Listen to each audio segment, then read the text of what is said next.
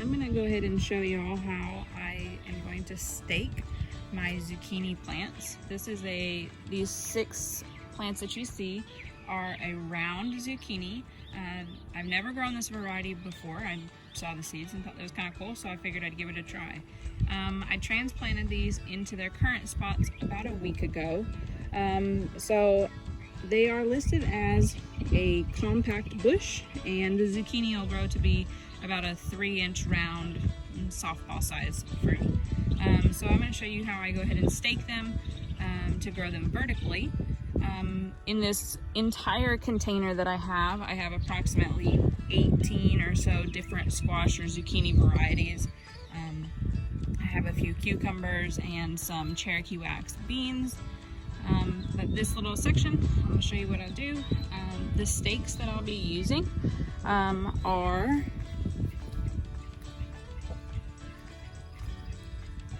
they're approximately 5 feet in total length. They were just ripped down from a 2x4, approximately 3/4 of an inch square. So I'm going to choose, I'll go ahead and start with this one back here. What I like to do is I don't want to get it too far away from the plant. I want it to be fairly close. So as the stalk of the plant grows, it has a little bit of wiggle room, but I also still don't want to be pulling it necessarily to the stake. So I'm going to pull this back a little bit here, and be careful when pushing the stake in, because you'll grab some of the roots and you can push those down. So I'm just going to push that down. There we go. And as the plant grows, I can use some of my cotton string and I'll tie the stalk of it up to the stake. I'll probably let it grow just a little bit more before I tie it to the stake. But this is how I stake my squash. I'm gonna go ahead and do the rest of them.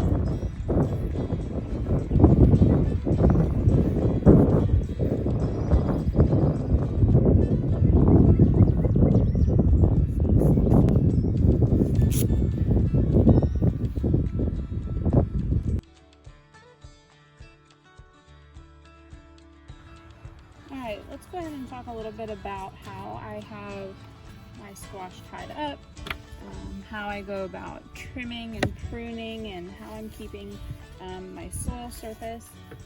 I definitely think that by growing my squash vertically, I have a much larger ability to take care of my soil. And you know, a lot of times we think about soil and then it just does its thing, but I think we can do a lot to help our soil as well.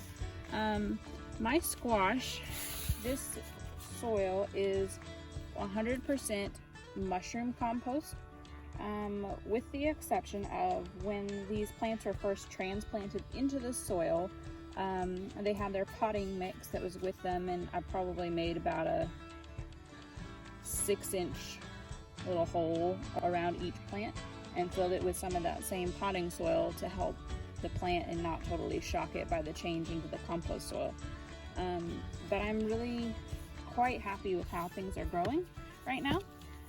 You can see that that as I have my squash tied up vertically, that leaves my soil surface really open and clean. I can go through and I can pick up anything that has fallen. I can pick up maybe some small little squashes that have fallen off, that have had rot on them, so those can get cleaned up. I'm going to go through and show you how I'm going to trim this little one up and add some string if it needs it, and we'll just go from there. Okay, so as this current plant, I have it tied in 3 different places. It's down here at the base, one in the middle, and one here up at the top. I'm probably going to remove this string down here at the bottom.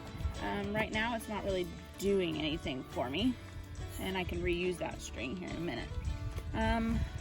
These 2 right here, these will be our male squash blossom stems. They'll go, and I'm going to go ahead and leave those for right now as they open up, and they can go ahead and continue to help my little female blossoms. I have this little one back here that he just kind of needs to go, so I'll trim that off. And this one actually seems pretty good. I could go ahead and tie another string up here at the top just to help us out as we go. You can tell that I have my strings. They're not necessarily below all of my leaves, but right now I'm going to go ahead and tie it up here. But what I do want to make sure of is, as I'm tying my string, you can kind of weave in and around things, but try not to get any of the blossoms, whether they're male or female, kind of trapped behind your string. That just kind of becomes a mess later on, and trying to keep things cleaned up and tied up. So tie that. It doesn't need to be super tight, but I want it to be pretty snug. As the plant also grows, it'll tighten it up a little bit. And I'm just tying a regular bow knot like I would tie my tennis shoes with, so it's not too difficult.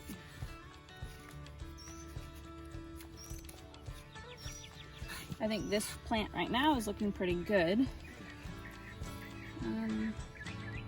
Let's see.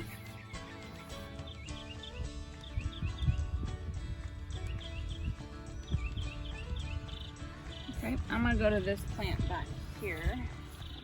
Adjust myself.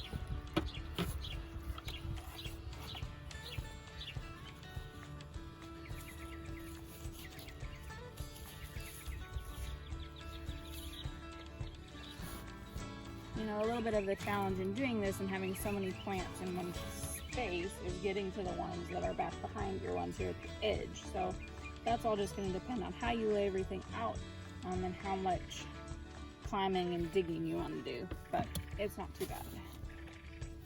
So I'm going to go in here.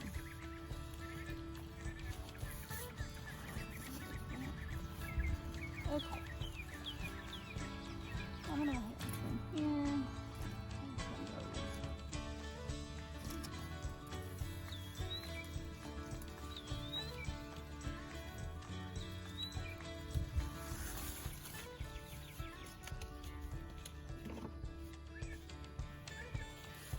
When you're pruning your squash plants, you can go ahead and prune off any of the leaves that fall below your lowest fruits or any blossoms that you're wanting to keep for the time being.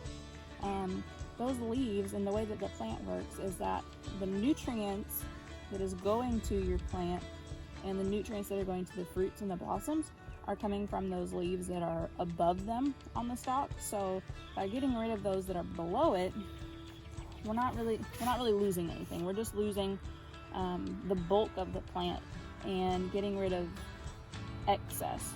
And by doing that, it also opens up more throughout the bottom, throughout the soil surface, and it also really helps with air circulation.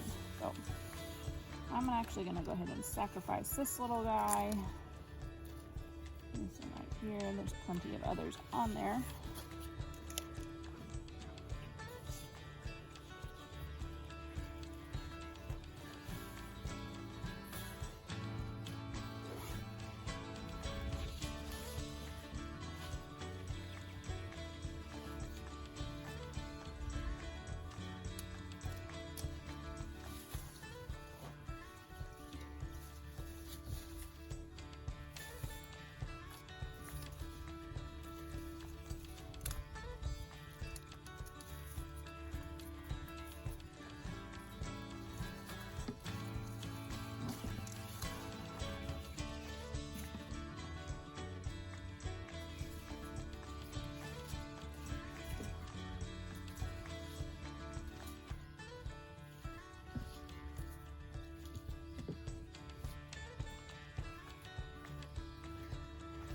Okay, I think that one back there looks pretty good.